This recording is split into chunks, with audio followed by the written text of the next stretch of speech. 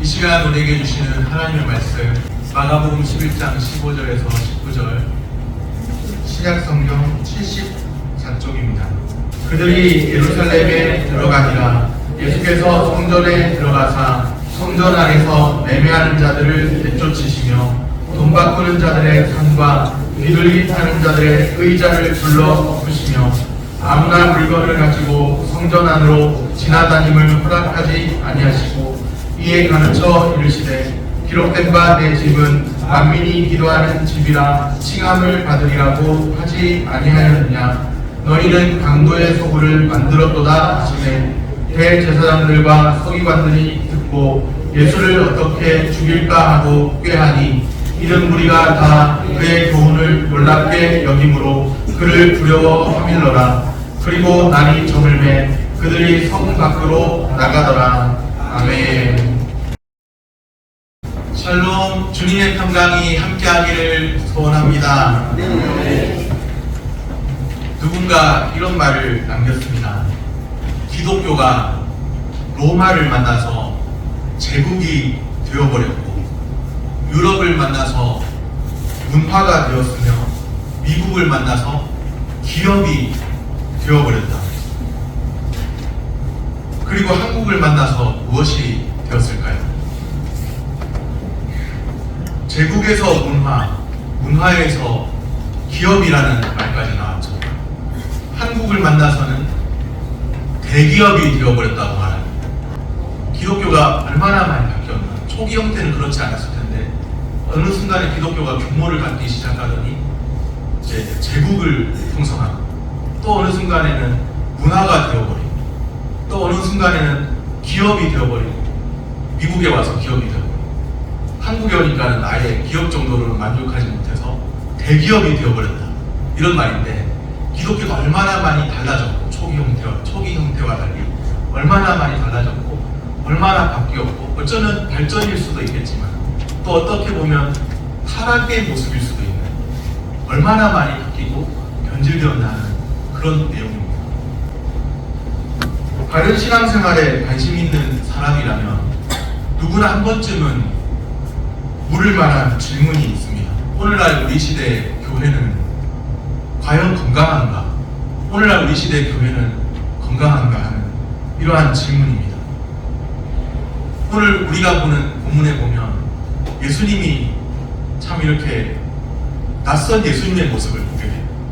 예루살렘에서 있었던 일입니다. 예수님과 제자들은 성전 안에 들어가셨습니다. 15절 말씀입니다. 그들이 예루살렘에 들어가니라.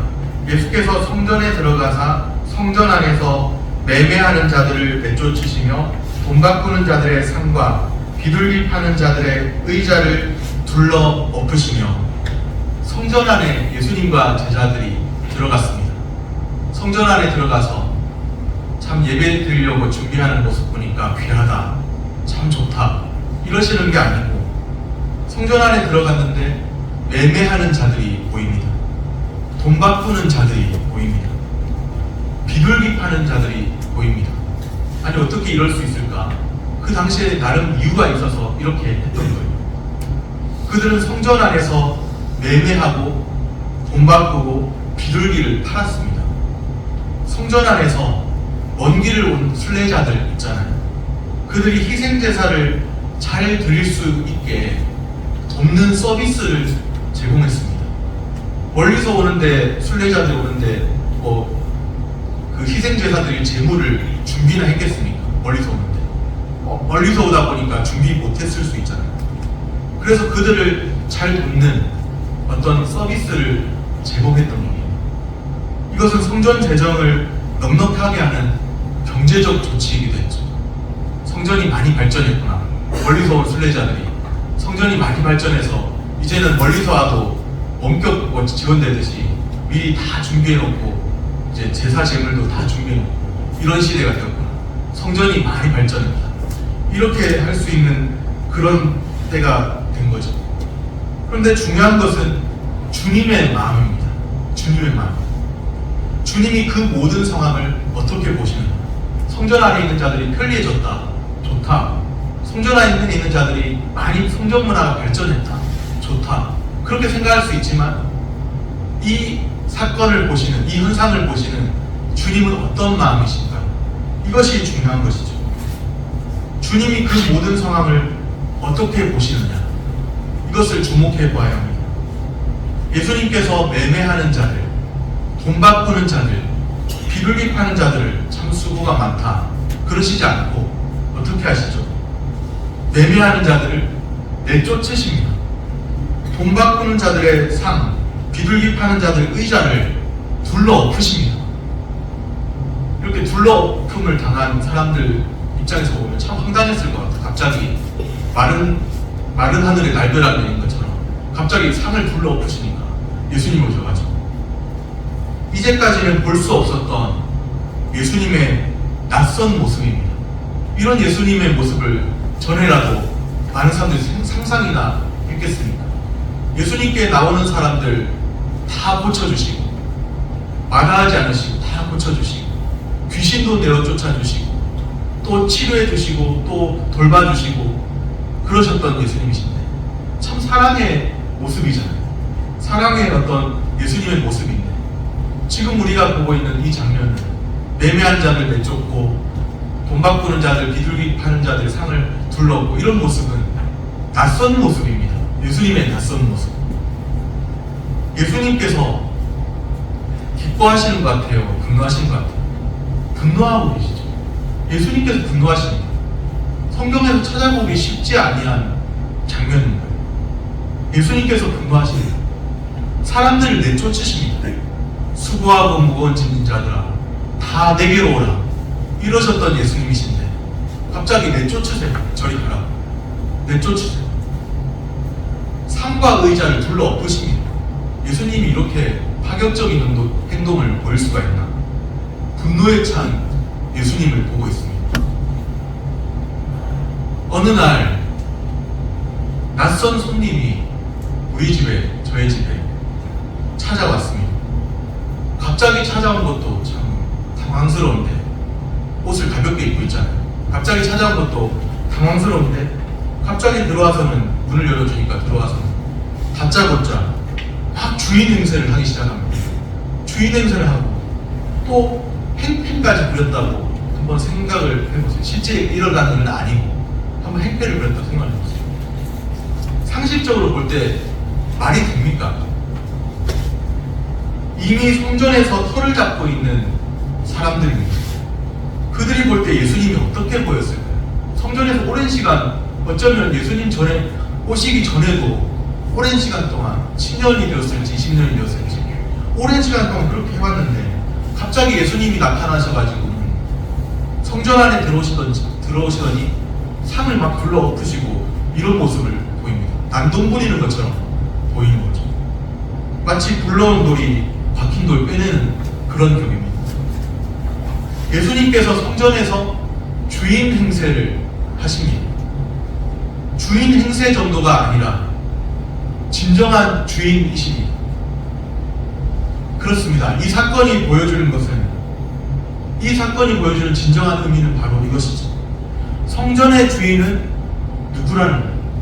거기에 모여있는 사람들이 아니에요.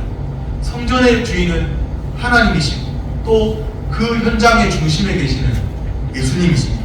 성전의 주인은 예수님이라는 것을 보여주십니다. 지금 성전의 주인이신 예수님께서 분노하시는 거예요. 사람들이 어떻게 그 상황을 생각하고 해석하고, 사람들의 생각도 중요하겠지만 예수님이 그 모든 상황을 어떻게 보고 계신가, 이것이 참으로 중요한 거예요. 자기들은, 성전 안에 있는 자신들은 성전 예배에 잘 드리고 있다, 성전 예배 준비를 위해서 서비스도 하고 있다, 잘 준비하고 있다, 그렇게 생각했을 수 있는데 이 성전의 주인이신 예수님께서 그 모든 상황을 어떻게 보시는가, 이것이 참으로 중요합니다.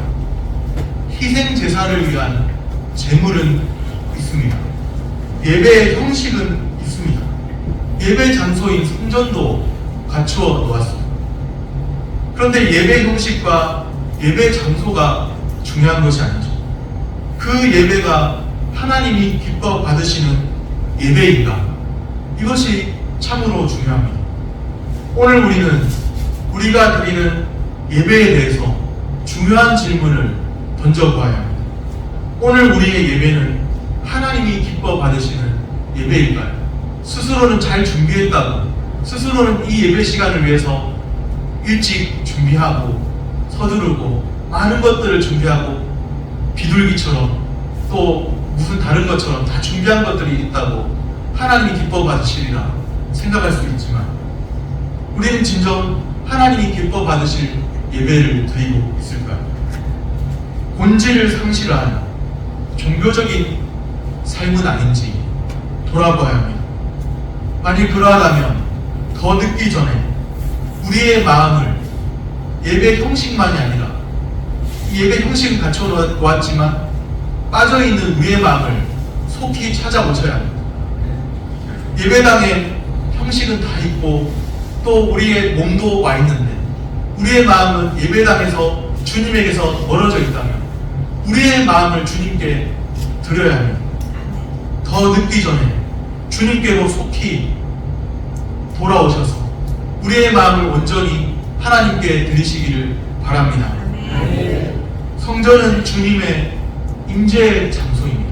주님이 임재하시는 장소입니다. 주님께서는 성전에서 자기 백성과 만나십니다. 교제하기를 원하십니다.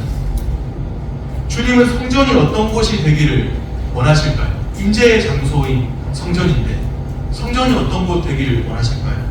17절을 우리 한 목소리로 같이 읽겠습니다. 17절 말씀입니다. 이에 가르쳐 이르시되 기록된 바 내 집은 만민이 기도하는 집이라 칭함을 받으리라고 하지 아니하였느냐. 너희는 강도의 소굴을 만들었도다 하시매. 내 집은 점점점, 내 집은, 그 다음에 나오는 내용이 어떤 내용이 나오나요? 만민이 기도하는 집이라 칭함을 받으리라고 하지 아니하느냐. 내 집은 만민이 기도하는 집. 성전을 향해서, 내 집은 예수님께서 성전을 향해서, 예수님 집이 아마 따로 있었을 텐데, 예수님 머무르신 집 따로 있었을 텐데, 성전을 향해서 내 집은, 그렇게 말씀하세요. 내 집이 어떤 집이라고요? 만민이 기도하는 집. 어느 일정한 사람들만 아니라 만민이 기도하는 집입니다. 기도를 말씀하시죠. 내 집은 만민의 기도하는 집이 되어야 한다. 기도를 강조하시죠. 거룩하신 하나님께서 임재의 장소인 성전에서 사람들을 만나주시는데 어떻게 만나주시는가 하면, 기도할 때, 주님을 예배하고 주님께 기도할 때 주님이 만나주십니다. 기도하는 사람이 어떤 사람인지 중요할까요? 중요하지 않습니다. 만민이 기도하는 집이라 그렇게 말씀하셨죠. 이 당시에는 유대인들이 자기들만 선민이라고 생각하는 그런 때인데 만민이 기도하는 집이라고 말씀하시는 거예요. 유대인이든지 이방인이든지 상관이 없다는 거예요. 유대인이든지 이방인이든지 누구라도 기도할 수 있습니다. 남자든지 여자든지 상관없습니다. 이 당시에는, 예수님 당시에는 여자들과 어린아이들은 숫자에도 들지 못하는 그런 상황입니다. 그런데 여자도 상관없고 아이도 상관없고 누구든지 상관없습니다. 종이든지 자유인이든지 상관없습니다. 예수님 당시 로마 시대에는 종은 사람 취급도 못 받는 소유물 정도로 그렇게 취급되었죠. 그런데 종이든지 자유인이든지 상관없습니다. 낮은 신분에 있든지 높은 신분에 있든지 상관없습니다. 오늘날로 하면 부자든지 가난한 자든지 상관없습니다. 모든 사람에게, 만민에게 열려있는 길이 있습니다. 내 집은 만민이 기도하는 집입니다. 유대인만 아니라 모든 사람에게 열려있는, 만민에게 열려있는 길이 있습니다. 그런데 오늘 본문에는 예수님의 깊은 탄식이 드러나 있죠. 성전은 분명히 만민이 기도하는 집이어야 합니다. 그런데 그 기대와는 달리 무엇이 되었다는 거예요, 성전이? 강도의 소굴이 되었다는 탄식입니다. 성전이 성전으로서의 기능을 상실할 수 있습니다. 주님과의 인격적인 만남을 경험해야 할 성전이 다른 물건 바꾸고 준비하는 그런 것만 하다가 형식적으로만 제사들이 하다가 끝나버리는 것처럼 주님과의 인격적인 만남을 경험해야 하는데 다른 것은 다 있는데 하나님과의 인격적인 만남과 대면함은 없는 그런 것이라면 성전이 성전의 기능을 상실할 수 있습니다. 종교적 형식만 남게 될 수 있습니다. 거기에 마음은 빠져있고 한 시간 얼른 의무감으로 드리고 다음 순간에는 내 삶의 어떤 다른 일들에만 신경을 쓴다면 내 마음을 온전히 주님께 향해 있지 못하다고 한다면 종교적 형식만 남게 될 수도 있습니다. 그때 주님이 탄식하면서 말씀하시죠. 너희는 강도의 소굴을 만들었도다. 이곳이 만민이 기도하는 집인데 주님과의 인격적인 만남이 있어야 합니다. 지금 이 시간, 지금 이 순간에 하나님과의 인격적인 만남이 있어야 합니다. 말씀이 선포될 때 그 말씀을 듣고 내 마음으로 경배함으로 하나님의 말씀을 듣고 그 말씀 따라 순종하며 살기로 다짐하는 그런 마음들이 있어야 합니다. 그런데 말씀은 듣긴 듣는데 한 귀로 듣고 다른 귀로 빠져나간다면 그것은 참 형식은 남아있는데 마음은 상실한 것이죠.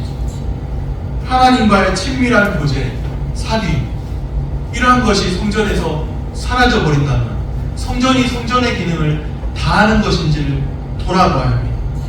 어쩌면 하나님과의 친밀한 교제와 사귐을 종교생활로 대체하고 있지는 않을까요? 그렇다면 성전이 성전으로서의 기능을 다하지 못하는 것이죠. 오늘 우리는 어떻습니까? 성전이나 교회당은 둘째치고 우리 삶을 돌아볼 때 우리는 하나님과의 친밀한 교제와 사귐을 간절히 원하고 있는지 아니면 종교생활 정도로 만족하고 있는지 돌아보시기를 바랍니다. 예수를 어떻게 죽일까? 주님의 말씀을 듣고서 예수님을 죽이려는 종교 지도자들의 의논이 있습니다. 마음이 벌써 예수님을 배척하는 마음이 되었어요. 주님의 말씀, 예수님의 말씀을 듣고서 마음이 예수님을 배척하는 마음이 되었습니다. 18절 말씀입니다. 대제사장들과 서기관들이 듣고 예수를 어떻게 죽일까 하고 꾀하니 이는 무리가 다 그의 교훈을 놀랍게 여김으로 그를 두려워하밀러라. 두려워한대요. 그를 두려워하밀러라. 무리가 다 그의 교훈을 놀랍게 여김으로 그를 두려워하밀러라. 마음에 두려움이 있었습니다. 예수님 말씀을 듣고 마음에 두려움이 없었던 게 아니에요. 우리가 그의 교훈을 놀랍게 여기는 것을 보면서 예수님 말씀을 듣고 우리가 그의 교훈을 놀랍게 여기는 것을 보면서 종교 지도자들 가운데 두려움이 생겼습니다. 두려움이 생겼어요. 말씀을 듣고서 뭔가 자신의 양심이 건드려졌을 수도 있고 자존심을 다쳤을 수도 있고 진짜 예배를 드리지 못하고 헛된 예배를 헛되이 주님을 경배하고 있다는 예수님의 그 말씀에 자존심을 다쳤을 수도 있고 마음을 상했을 수 있고 또 두려움이 생겼습니다. 아무런 영향이 없었던 것이 아니라 예수님의 말씀이 종교 지도자들의 대제사장들, 서기관들 이런 사람들의 마음에 두려움으로 자리 잡았습니다. 그런데도 예수님의 말씀을 듣고 지금 어떤 의논을 하고 있는가? 이게 참 중요합니다. 예수님 말씀을 듣고 두려움까지도 생겼는데 그 교훈을 받아들이는 사람들 보면서 참 어떻게 하면 좋을까? 두려운 마음까지도 생겼는데 예수님을 이제는 어떻게 죽일까? 의논하고 있습니다. 꾀하고 있습니다. 대제사장들, 서기관들, 당시의 유대 종교 지도자들입니다. 예수님을 죽이려고 꾀하고 있습니다. 대제사장들, 서기관들이 어떤 사람들인지 잘 아시죠? 많이 들어봐서. 대제사장들은 대부분 사두개인들이었습니다. 또 서기관들은 일반적으로 율법 전문가이자 교사인 바리새인들이었습니다. 사두개인들 또 바리새인들, 이들이 이 두 그룹은 서로 친밀한 관계에 있지 않습니다. 오히려 불편한 관계에 있죠. 이 두 그룹이 어떤 일에 의견이 일치한다는 것은 상당히 이례적인 일입니다.